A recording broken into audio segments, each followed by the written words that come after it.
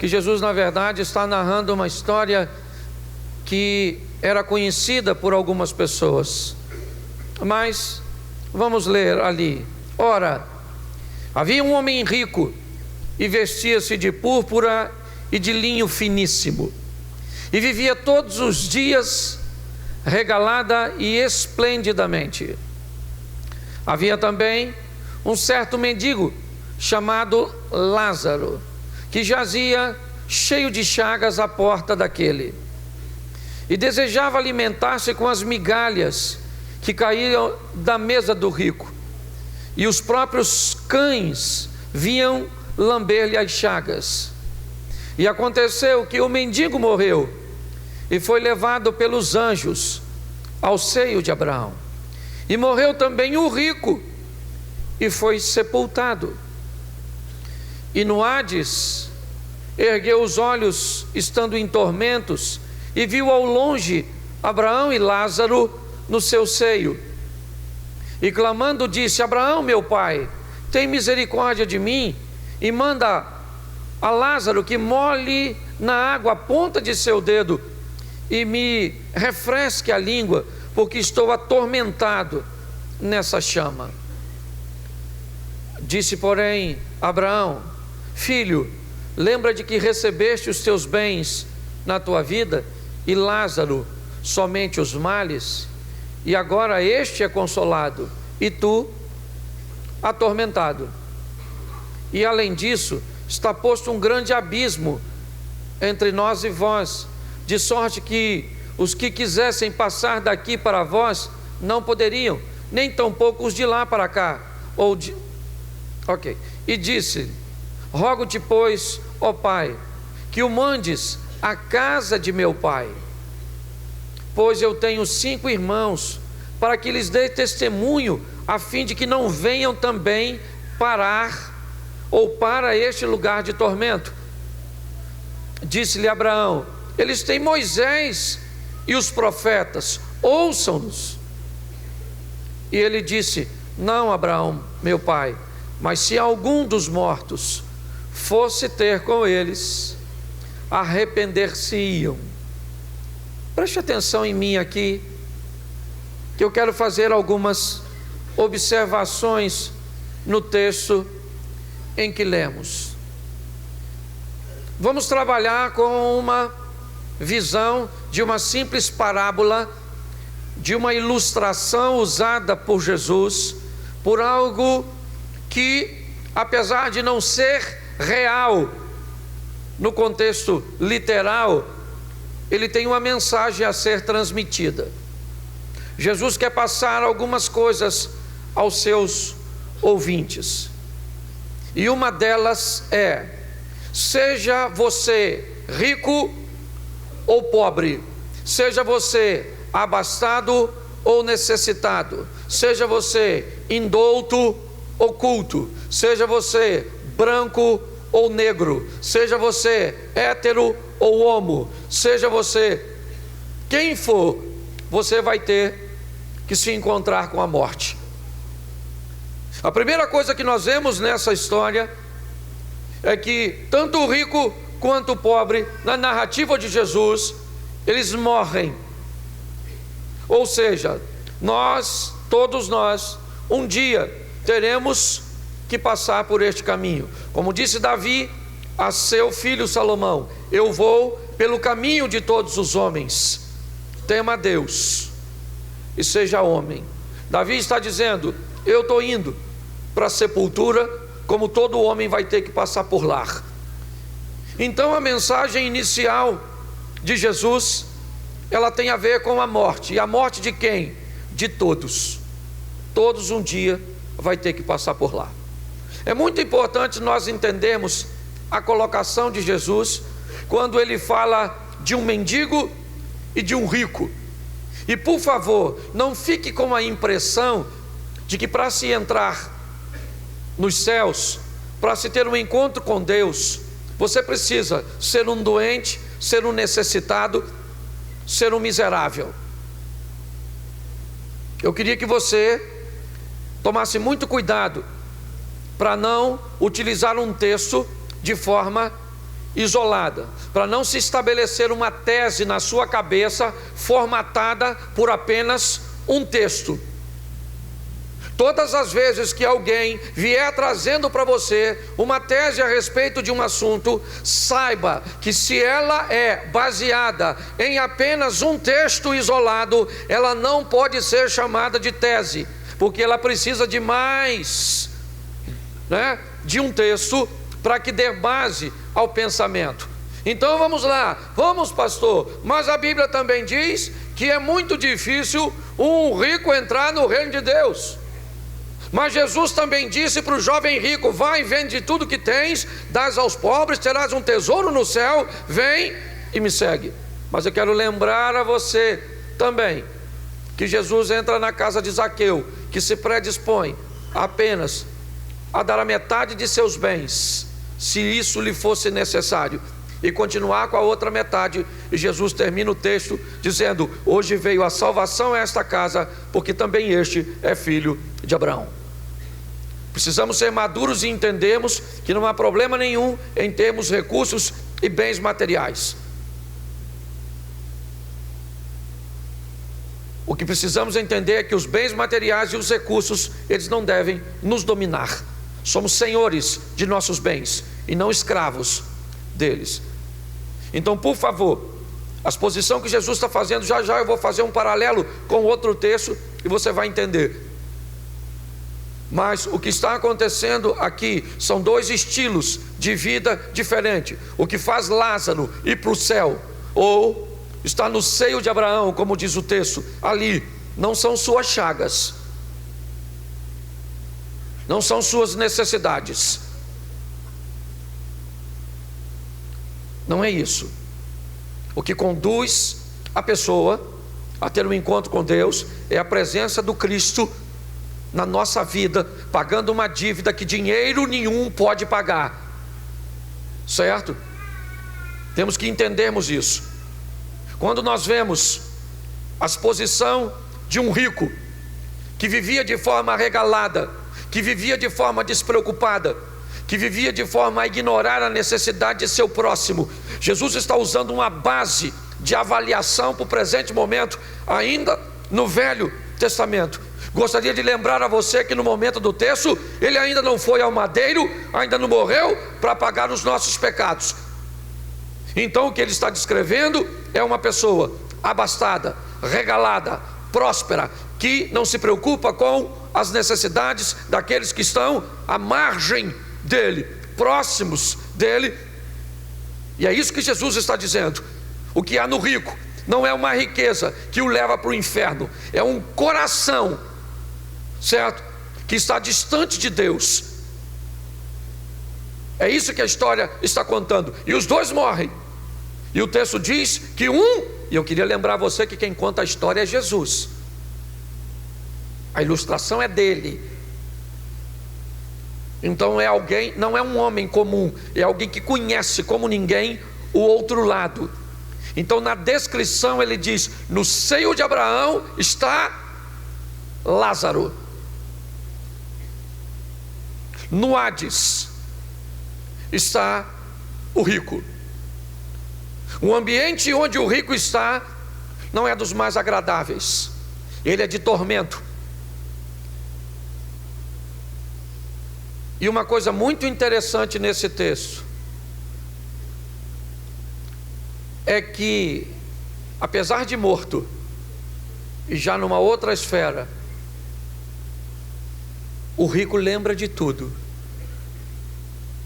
Ele sabe quem é Lázaro, ele sabe que ainda tem 5 irmãos nesta terra, ele sabe que teve a oportunidade,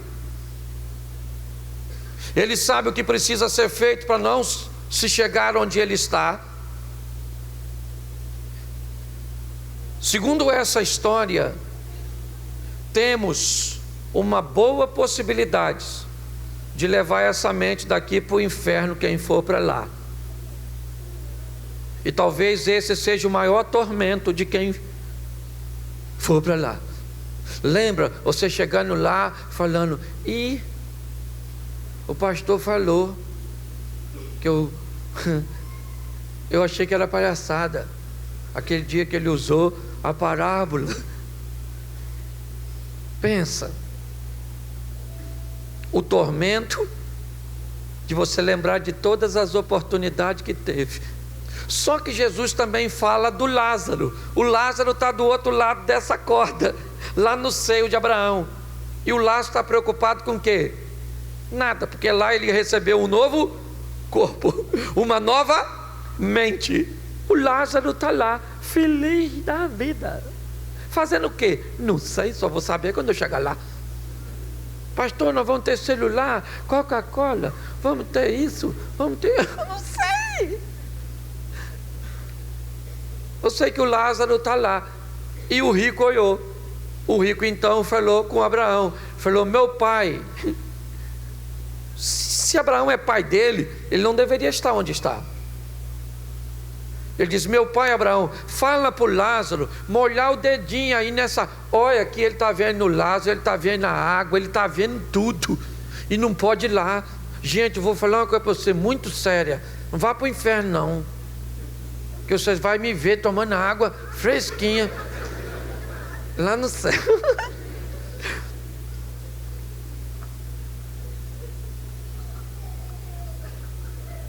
Você deve estar pensando assim: pastor, eu vou estar vendo, porque eu vou estar tomando também lá do lado lá.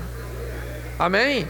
O inferno não foi feito para o homem, o inferno foi feito para o diabo, para Satanás e para os seus anjos. Olha só. E o rico só quer um dedinho para molhar a boca, para dar uma refrescadinha. E Abraão diz: olha só, mano, aqui é um abismo muito grande entre nós, não dá para ir para aí nem para vir para cá. Aí, olha que coisa fantástica do rico. Abraão, fala para o Lázaro então voltar lá, porque eu tenho 5 irmãos que está com o pé aqui já, que eles também não acreditam igual. Então fala para o Lázaro para dar um pulinho lá. O cara vira evangelista no inferno. Isso que é beleza. Se converteu.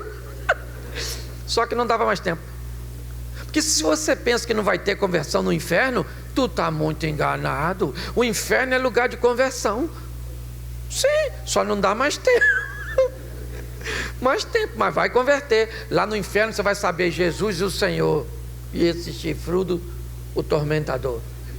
Eu nem acreditava que ele existia. Pois é, querido, mas existe. Levou você e você se lascou.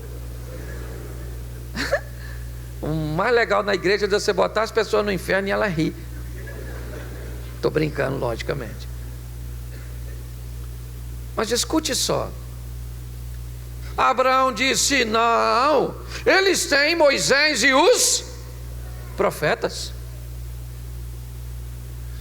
Mas o rico diz: não, se Lázaro voltar dos mortos e pregar para eles, eles vão acreditar. Eu não posso te garantir que essa história foi contada em Betânia, mas que eu vou dar um pulinho com você na cidade de Betânia para ver Jesus ressuscitando um outro Lázaro, e não mais um fictício, um Lázaro real. E vamos ver se depois de 4 anos voltando dos mortos, ou de 4 dias voltando dos mortos, os ouvintes querem acreditar. Você pode abrir sua Bíblia? João capítulo 11.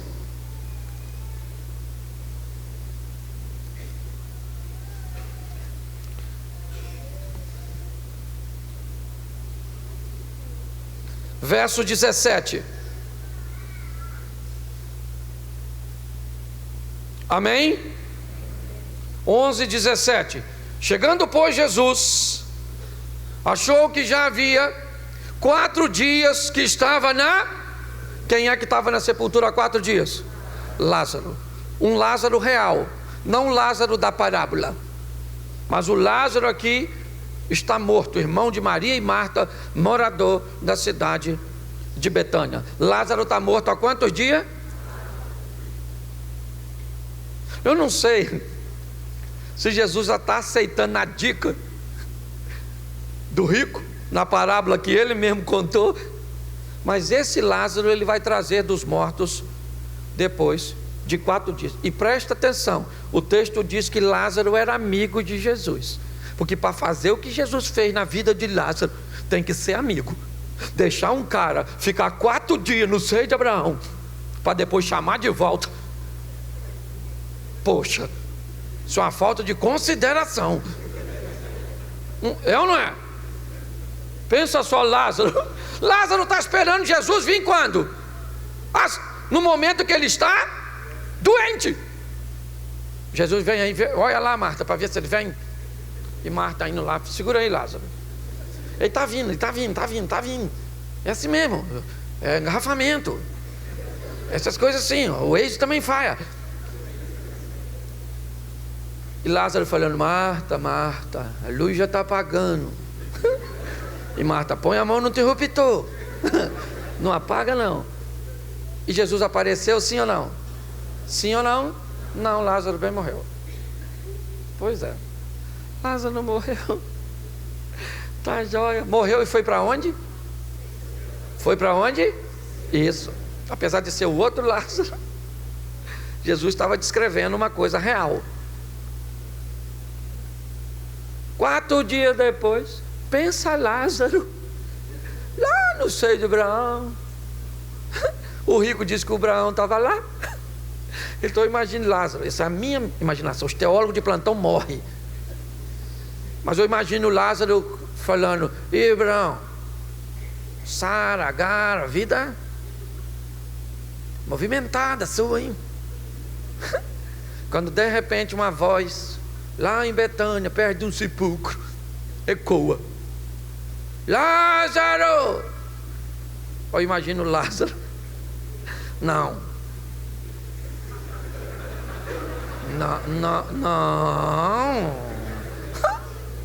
Lázaro, eu conheço essa voz. Lázaro! Ô seu anjo, fala com ele, pô. Só vim passar 4 dias aqui, era só o carnaval, é ou não é verdade? É só um feriado prolongado. 4 dias morto. Jesus ressuscita Lázaro, sim ou não? Sim ou não? Sim. Então agora vamos ver se o que o rico falou é verdade. Agora a multidão vai ter de volta um homem que morreu há 4, que pode trazer consigo um testemunho do que existe do outro, que segundo o rico, se isso acontecesse, todos acreditam. Vamos ver então se isso é verdade ou não.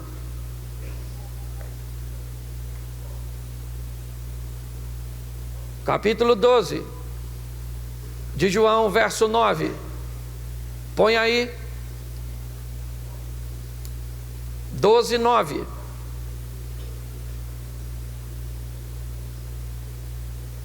E muita gente dos judeus soube que ele estava ali, ele, Jesus, e foram não só por causa de, mas também para ver quem? A quem? Dos. Então até o presente momento a informação do rico é positiva. O pessoal já não está mais só atrás de Jesus, também está a fim de dar uma olhada no Lázaro, porque o Lázaro morreu e... Ok, põe o verso 10. E os principais dos sacerdotes tomaram deliberação também, ou deliberação para matar também a... Presta atenção, o cara volta. Tudo bem que Lázaro não tem mais medo de morrer, é ou não é? Eu imagino, quer matar? Aí Jesus, por favor, 2 vezes, agora eu vou. Escute só, segundo o rico, em Lucas 16, se um morto volta para pregar a palavra dele é uma palavra com tanta propriedade que vai haver total aceitar. Isso não é verdade. Me parece que na parábola Jesus abre uma oportunidade, mas na história do Lázaro ele transforma a oportunidade em realidade. E o que acontece? Ainda tem gente que não quer aceitar. Aliás, eles só querem matar a Lázaro. Põe o verso 11: porque muitos dos judeus, por causa dele, iam e criam em Jesus. Olha só,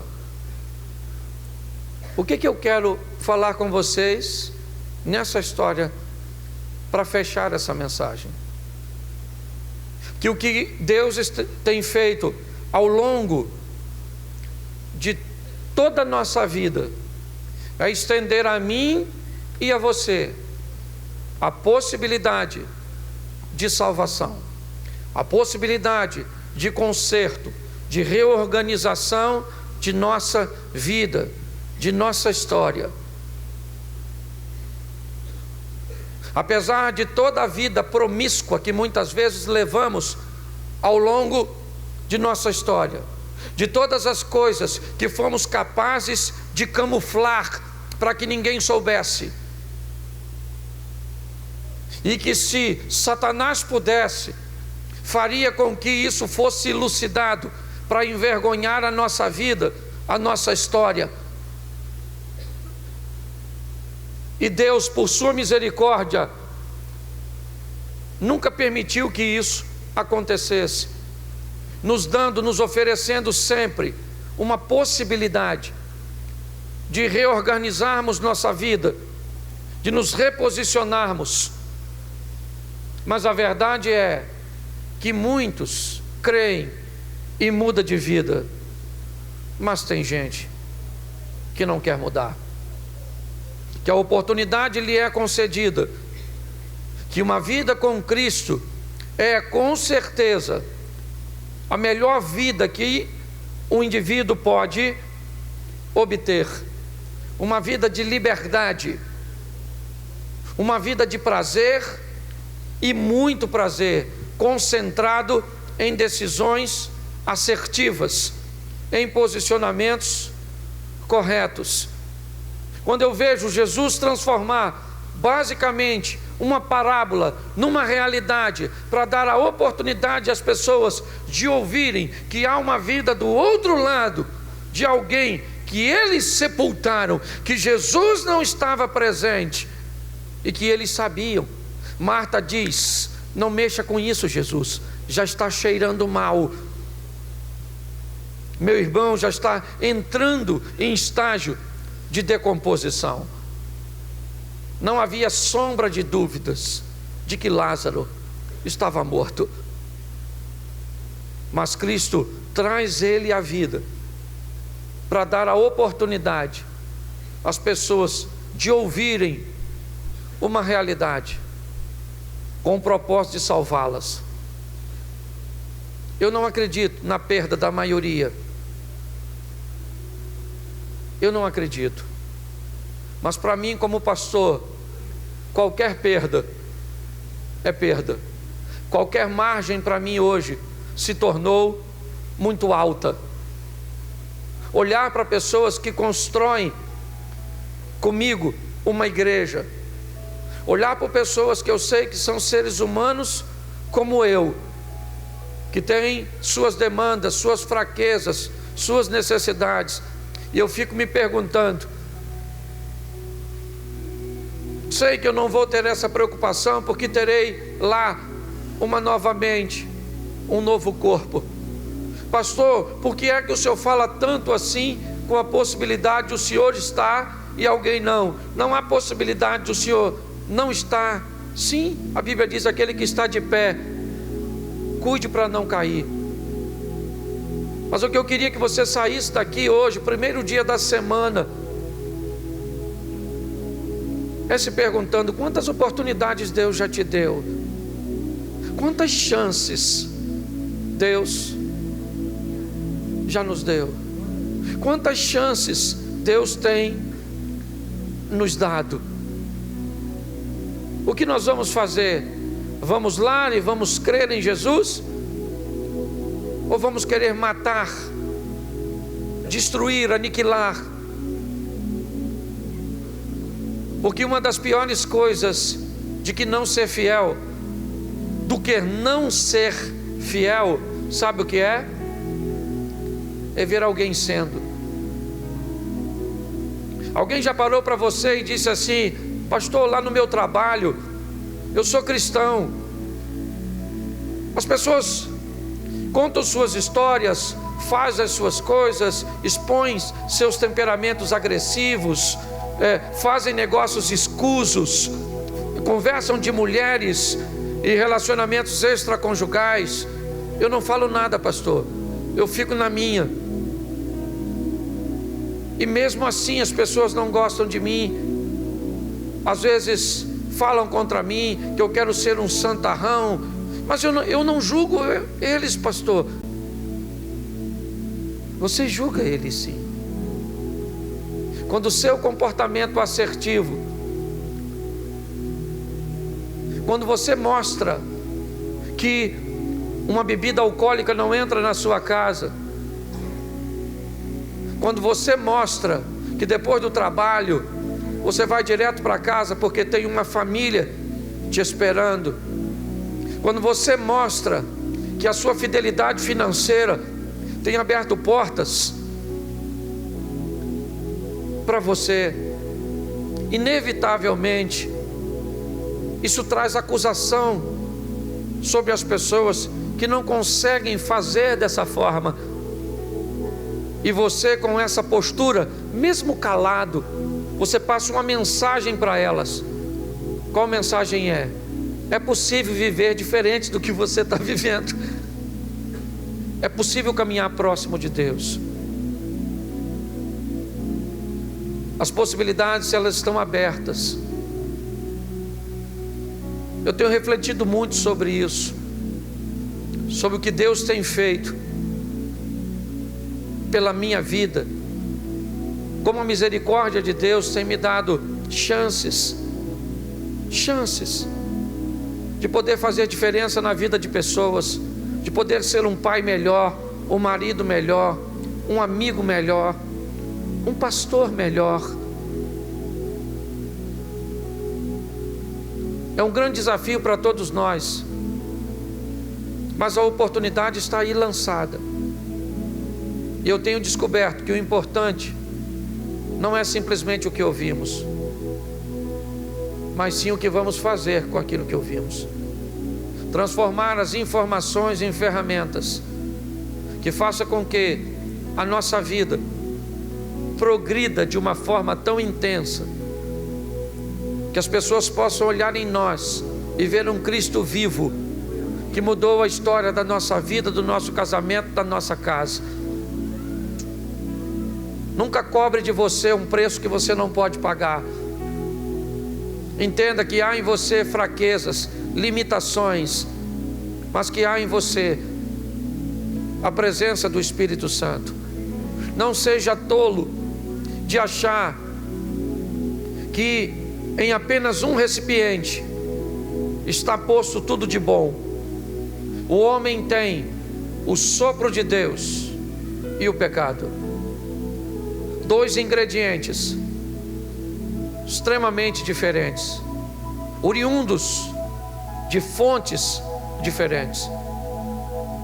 Em você tem muita coisa boa, em você tem muita coisa ruim. Em todos nós. Por quê? Porque em mim e em você tem o sopro de Deus, mas em mim e em você tem o pecado da carne. Vamos aprender a conviver, e é só isso. Eu não sei se você já reparou, mas o que a gente procura trazer é um evangelho que você consiga viver. Um evangelho que primeiro não traga para você substituições, dogmas que substituem. Sabe, eu não uso isso, mas eu faço fofoca. Eu não faço isso, mas eu compenso. É uma medida compensatória. Sabe, hoje algumas pessoas às vezes até gostariam de que fosse desse jeito, mas não é. É você e Deus. Somos nós e Deus. É possível viver uma vida íntegra com Deus? Sim. É possível viver uma vida diferente com Deus? Sim. É possível que as pessoas vejam Cristo em nós? Sim. E se elas quiserem nos matar por isso, que assim seja.